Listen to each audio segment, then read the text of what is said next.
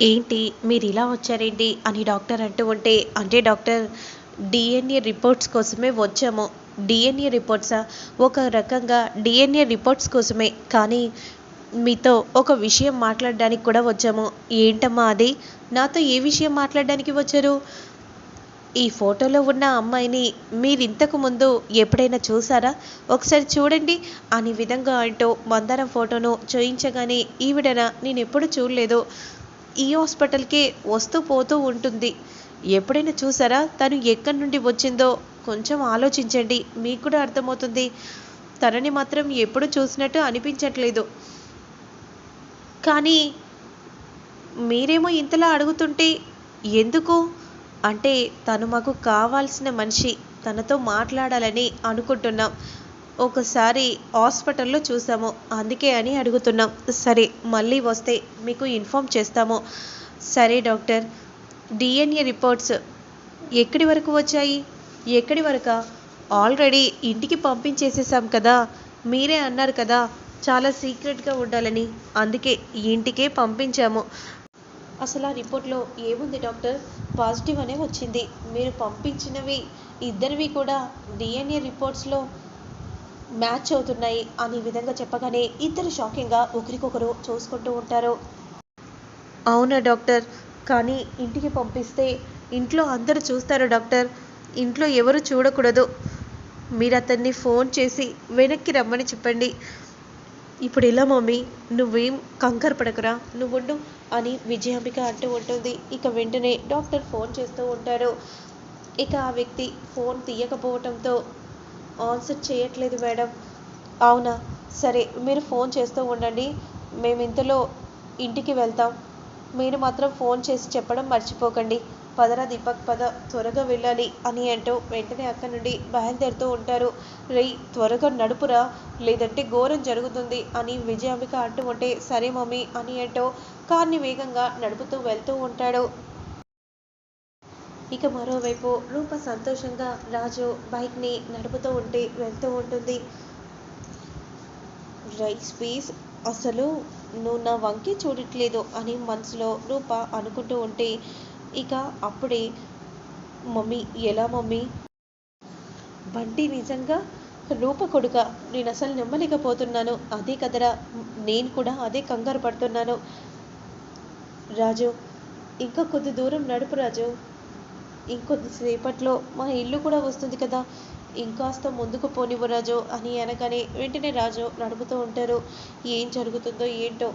అక్కేమో మా ఇద్దరిని ఒకటి చేస్తానని రాజును కలవడానికి వెళ్ళింది. మా పెళ్ళి జరగకపోతే నేను చేస్తానని తెలుసు. అందుకే అక్క ఇలాంటి నిర్ణయం తీసుకుంది. భగవంతుడి దయ వల్ల నేను గోపి ఒకటవ్వాలి అని అనుకుంటూ ఉండగా, ఏం ఆలోచించారు పింకీ విషయంలో? మాదేముందన్నయ్య, నీ నిర్ణయమే మా నిర్ణయం అని చంద్ర అంటూ ఉంటాడు. పింకీని మాత్రం మనం అనాలని చూస్తూ ఉంటే మాత్రం పింకీ చాలా బాధపడుతుంది. కాబట్టి మనం పింకీ విషయంలో ఒక నిర్ణయానికి రావాలి. సరే అన్నయ్య అని అంటూ ఉండగా, ఇక మరోవైపు పోనివ్వరా పోనివ్వు అనే విధంగా విజయాంబిక అంటూ ఉంటుంది. అంతలో స్పీడ్ బ్రేకర్ వస్తుంది. అలా రాజు తీసుకెళ్తూ ఉండగా ఒక్కసారిగా రూప అలా రాజుపై పడగానే వెంటనే రూప చాలా సంతోషపడిపోతూ ఉంటుంది.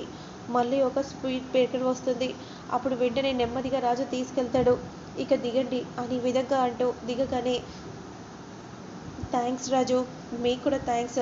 బంటి వాళ్ళ పేరెంట్స్ చెప్పమన్నారు. ఇదిగోండి డబ్బు తీసుకోండి. డబ్బా? డబ్బు ఎందుకు రాజు? ఎందుకంటే బంటికి మీరు మెడిసిన్స్ అన్నీ కూడా దగ్గరుండి మీరే తీసుకున్నారు. నా కొడుకును కాపాడుకోవడానికి మేము లేకపోయినా మా వంతు సాయం చేసింది. ఇలా అయినా కృతజ్ఞత తెలుపుకోవాలని వాళ్ళు నాతో పంపించారు. తీసుకోండి, కాదనకండి అనే విధంగా చెప్పగానే వెంటనే రూప డబ్బులను తీసుకుంటాడు.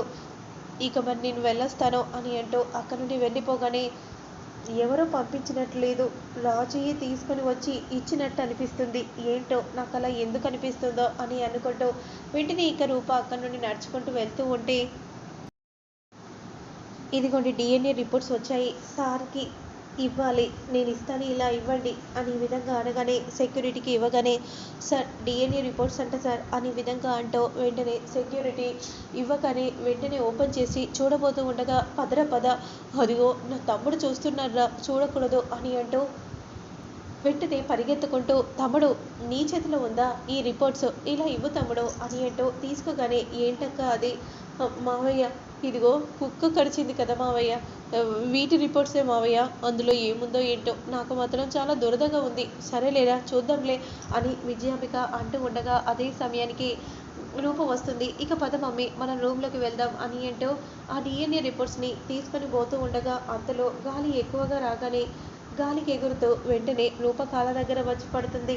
అది ఏంటా అని రూప వెంటనే తీసుకోబోతూ ఉంటే, మనం ఏదో ఒకటి చేసి ఆపాలి, పదరా పద అని అంటూ వెంటనే రూప దగ్గరికి విజయాంబిక దీపక్లు వస్తారు. అప్పుడు వెంటనే ఆ రిపోర్ట్స్ పేపర్ని ఓపెన్ చేసి చూడబోతూ ఉండగా, ఇవన్నీ ఎందుకమ్మా, అవి మీ దీపక్ బావవి అని అంటూ విజయాంబిక చేతిలో సూర్యప్రతాప్ పెడతారు. ఏంటమ్మా ఎక్కడికి వెళ్ళి వచ్చావు? నాన్న స్కూల్కి వెళ్ళే వచ్చాను నాన్న. అవునా అమ్మ, సరే నాకు అలా మీటింగ్ ఉంది, నేను బయటికి వెళ్ళొస్తాను అని అంటూ వెంటనే అలా సూర్యప్రతాప్ పక్క నుండి వెళ్తూ ఉంటాడు. అక్క వచ్చింది, రాజు గురించి అడగాలి అని అంటూ పింకీ పరిగెత్తుకుంటూ వచ్చి, అక్క ఏమైందక్క, రాజు ఏం చెప్పాడక్క, నువ్వు క్షేమంగా ఉండమన్నాడు, మీ పెళ్లి చేసే బాధ్యత రాజుది అని చెప్పాడు అని అంటూ ఉంటుంది రూప. ఇక మరోవైపు మాత్రం, ఏంట్రా అసలు ఏం జరుగుతుంది, మనము ఆ బిడ్డను చంపేయడానికి డబ్బులు ఇచ్చాము, కానీ ఆ బిడ్డ బ్రతికి ఉండడం ఏంటి, ఆ బిడ్డ రాజు దగ్గర పెరగడం ఏంటి, నిజంగా రాజుకు వాడి బిడ్డే అని తెలుసా మమ్మీ?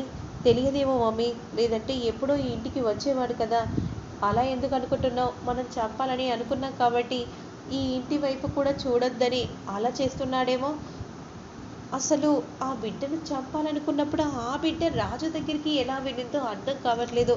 అవును మమ్మీ, అసలు ఇదంతా ఎలా జరిగిందో కూడా మనకు కూడా తెలియట్లేదు. అంతలో జీవన్ ఫోన్ చేస్తాడు. ఆ జీవన్ దయ వల్లే ఇప్పుడు మనకి ఇంత నిజం తెలిసింది అనే విధంగా అనుకుంటూ, జీవన్ ఆంటీ ఏమైందంటే, మనం అనుకున్నట్టుగానే నిజమైంది, బంటి నిజంగానే రూప కొడుకు అనే విధంగా చెప్పగానే ఒకసారిగా జీవన్ షాక్ అయిపోతాడు. ముప్ప తిప్పలు పెట్టి 3 చెరువుల నీళ్లు తాగించాడు కదా, ఇప్పుడు ఆడుకోవాలండి మనం వాడిని అని జీవన్ అంటూ ఉంటాడు. ఇక మరోవైపు మాత్రం, నాన్న ఏంటమ్మా మీరు ఏ విషయం గురించి ఆలోచిస్తున్నారు? పింకీ విషయం గురించి ఆలోచిస్తున్నానమ్మా. ఎందుకంటే రాజు కుటుంబం మన వల్ల కోపంగా ఉన్నారు. ఇప్పుడు మళ్ళీ అదే ఇంటికి పింకీని పంపిస్తే ఎలా చూసుకుంటారో అని కాస్త కంగారుగా ఉంది నాన్న. వాళ్ళ మనసులు అలా ఉండవు నాన్న. వాళ్ళ మనసులు ఎలా ఉంటాయో మీకంటే ఇంకెవరికి కూడా ఎక్కువగా తెలియదు అని అనగానే వాళ్ళతో ఉన్న బంధాన్ని గుర్తు చేసుకుంటారు. అవునమ్మా, కానీ పెళ్ళి తర్వాత ఎలా ఉంటుందో అని నేను ఆలోచిస్తున్నాను. తప్పు నాన్న, ఆ ఇంట్లో నేను ఉండొచ్చాను కాబట్టి నాకు తెలియదు.